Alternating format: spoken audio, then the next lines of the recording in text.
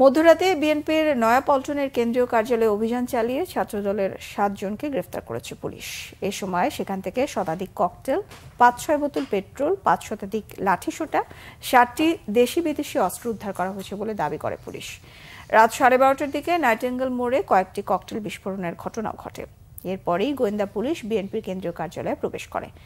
অভিযান শেষে ডিবি প্রধান হারুনুর রশিদ বলেন, কোটা বিরোধী রাজনীতি ঘিরে যারা অপরাজনীতি করছে, অর্থ দিয়ে সহায়তার পাশাপাশি গুজব ছড়াচ্ছে, তাদের নাম ও নম্বর শনাক্ত করা গেছে। শিগগিরই তাদের গ্রেফতার করা হবে বলে জানান। আরও জানান, বিএনপির কেন্দ্রীয় কার্যালয় থেকে ছাত্রদলের সাবেক সভাপতি রনেকুল ইসলাম শ্রাবণ পালিয়ে গেলেও সংগঠনটির 7 জনকে গ্রেফতার করা হয়েছে। প্রায় 100-র উপরে আমরা ককটেল পেয়েছি। সেখানে পেট্রোল, 5-6 বোতল পেট্রোল আমরা পেয়েছি। তারপরে 500 লাঠিসোঁটা, 2-3টা রুমে ছিল, 500 লাঠিসোঁটা ছিল, 60টা দেশি বিদেশি অস্ত্র ছিল।